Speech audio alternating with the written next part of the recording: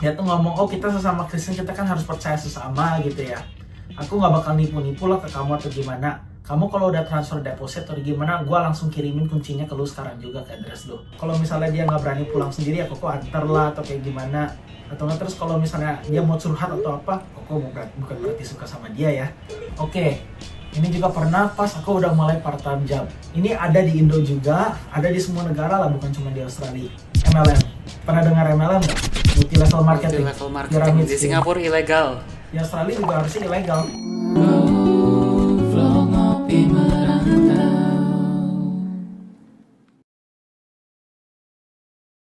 Cuman mereka tuh punya loophole, cause we're selling a product, we're basically not MLM. Yep. Cause MLM is only financial blah blah blah blah blah blah blah. Cause we're selling a product that you are using yourself, we are not MLM. Similar experience aku juga. Ya. Ya silakan.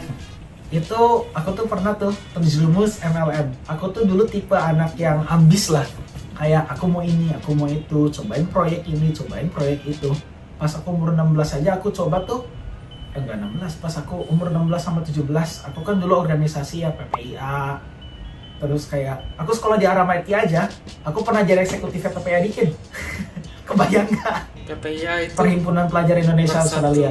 Perhimpunan Pelajar Indonesia Australia. Singapura juga ada. PPIA emang Di besar. Singapura namanya PPIS. Ada PPIS, ada PPIA, ada PPIA dunia. PPIA itu organisasi besar sekali. Jadi ada PPIA Victoria, ada PPIA Australia, PPIA, terus ada PPIA Aramaiti, Beacon, Monash, Swinburne, di setiap uni ada. Udah kayak gitu, terus di luar negeri juga ada PPIS. Koko pernah tuh ke KIPI itu konferensi PPIA.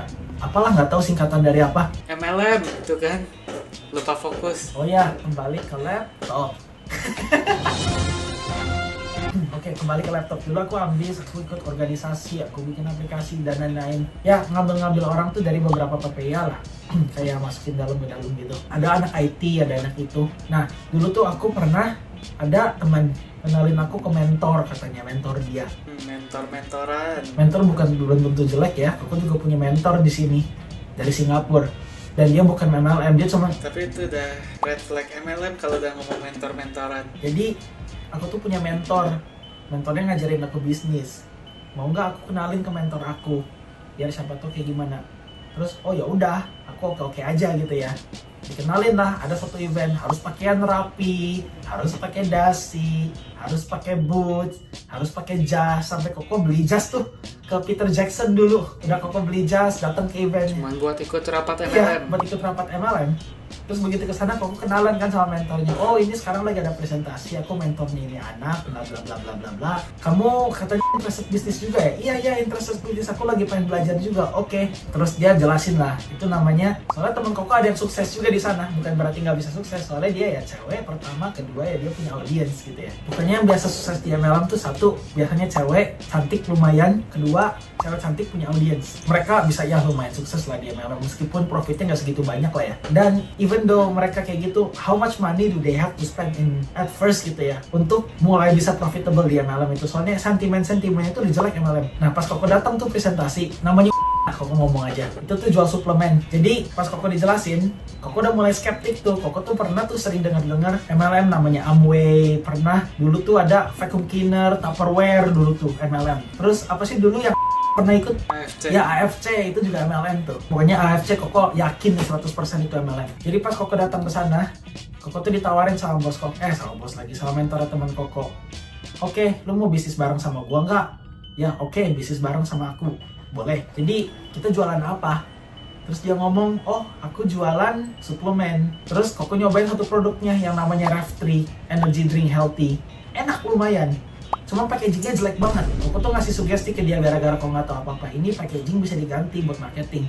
Kalau misalnya packagingnya kayak begini, dijual di shelf di Coles, di Woolies, kayak Carrefour lah, di Carrefour kayak gimana, itu nggak bakal laku. Orang-orang tuh nggak bakal interested sama produk ini dan nggak bakal dibeli. Kenapa? Dari packaging aja jelek banget. Orang tuh ngeliat packaging buat ngebeli. Terus dia ngomong santai. Kita tuh kalau ngejualan bukan kita jualan di retail gitu. Kita jualan ke orang yang make. Dan sekarang juga contohnya channel-channel masih ada tuh. Berarti Koko mikir lagi di sana. Lah, ini produk lu atau bukan sih? Kalau produk lu kan lu harusnya bisa di packaging ya. Terus, nah Di sana koko mikir lagi, ini benar bisnis atau enggak. Terus koko ngomong, aku harus punya ABN gak sih? Enggak usah. Nanti kalau misalnya kamu udah kayak gini, kalau misalnya koko udah kalau misalnya udah jalan, udah oke, ada penjualan, baru kamu bikin ABN, itu jatuhnya ke ABN income. Terus secara share gitu ya, koko dapat berapa? Kalau misal koko kontribusi dan role koko apa di sini? Role kamu ya sales, kamu jualan. Hah? Jualan? Oke, menarik. Dana yang aku harus invest dulu berapa? 400 sekian dolar untuk buka 3 business center dulu tuh namanya. Udah buka 3 business center, aku ngomong, oh ya udah, lebih banyak business center aku buat, lebih bagus dong. Aku buka 3. Kenapa? Dulu tuh kebetulan yang bikin koko percaya, katanya you will understand along the way lah ya. Pas lu lagi kerjain, you will understand. We offer mentorship. Terus dia juga setiap seminggu sekali ada kayak meeting di rumah dia, makan-makan bareng, ngejelasin tentang bisnis ini itu.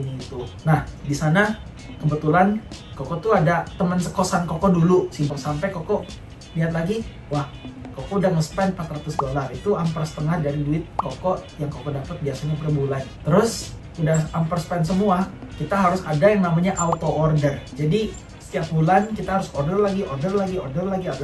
Duit komisinya buat siapa? Buat upline kita. Udah buat upline kita komisinya, downline kita juga harus auto order dan bayar komisi ke koko gitu loh. Jadi lebih banyak sales koko, lebih banyak produk yang koko makan, lebih banyak upline dapat uang. Dan koko juga mikir dong, lah kalau misal kita nggak bisa dapat downline, sentimennya MLM jelek, orang-orang pada nggak mau ikut bisnisnya, orang-orang udah pada nggak mau ikut bisnisnya, kenapa tiba-tiba duit aku tarik terus, suplemen dimakan juga kagak gitu ya. Mentor koko selalu ngomong, hey, if you wanna sell a product, you must take the product as well.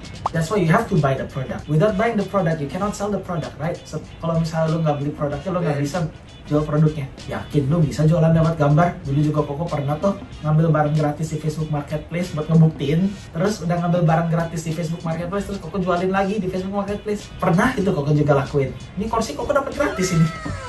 Kursi di belakang aku. Kursi bagus gak? Bagus. So bukan berarti kamu harus beli barang biar bisa ngejual barang. Kamu jualan barang gratis juga bisa jadi calo. Kamu ngambil barang di mana, kamu foto, kamu lihat barangnya, aku bantu jualin ya, oke aku foto, pada aku foto kamu jualan di Facebook Marketplace, di Tokopedia, di mana lah, bisa aja itu.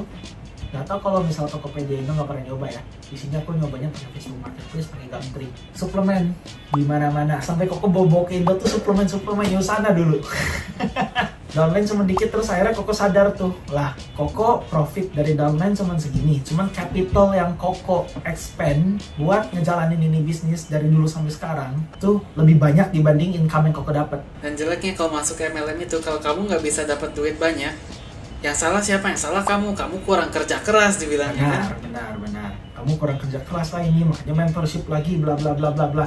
Nah, makanya MLM tuh kalau misalnya kamu tiba-tiba ketemu teman, mau ngopi, terus tiba-tiba ngomongin bisnis, ada mentor, kamu bisa cepet hilang temen, cepet banget.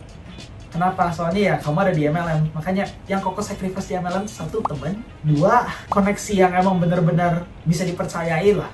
Kayak koko pernah bilang cewek gara-gara MLM, koko ajak ke event MLM, terus dia tahu itu MLM, terus dia nggak pernah ngomong sama koko lagi.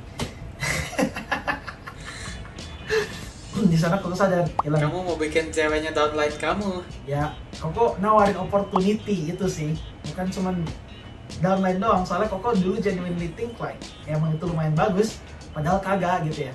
Jadi kalau misalnya sistemnya ada 1 orang di bawah, ada 2 orang, 3 orang, 4 orang, 5 orang, downline ngebayar upline, dan makin atas makin kaya, makin bawah makin susah, itu MLM. So ya, itulah pengalaman koko MLM, bilang temen iya, bilang uang iya. Dan satu soal yang kayaknya nggak bakal bisa dijawab nih, bukan nggak bisa dijawab, susah dijawab untuk orang MLM, yang pasti koko tanyain, what's your P&L?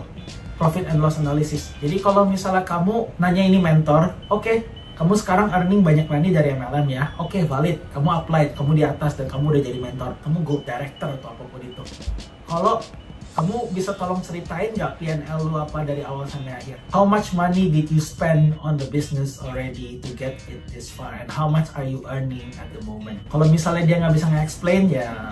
Terus kedua, how much shares are you getting on the company? If I don't own shares, basically you're not operating a company, you're not operating a business. Because if you own a business, technically you own and operate a business.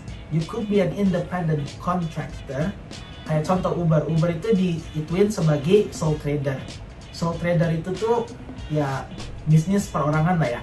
Jadi bisnis perorangan itu tuh bisa jadi kontraktor, bisa jadi punya bisnis sendiri kayak bisnis haircut, restoran, bisa itu. Lu punya aset, lu punya restoran, artinya lu punya bisnis. Cuman kalau misalnya lu punya Australian business number atau lu punya ya bisnis dan lu kerja sebagai kontraktor, lu tuh you're not a business owner but you're an employee. So itu beberapa hal yang harus diperhatiin lah. Terus dari lu harus beli produk untuk atasan lu juga. Bukan untuk atasan lu, dari atasan lu. Dari atasan lu. Kalau lu harus beli produk dari atasan lu, itu juga bisa jadi MLM. Terus tipuan ketiga tuh Ponzi. Tahu Charles Ponzi nggak? Pernah dengar Ponzi scheme sebutnya. Ponzi scheme. Hey, jangan skip dulu video ini. Percaya nggak kalian kalau aku bisa bikin kartu ini melayang ya? Kalau aku bisa, kalian harus janji subscribe ke channel-channel kami dan tonton video kami yang lainnya ya. Ayo kita lihat. Hey, melayang beneran ini. Sesuai janji.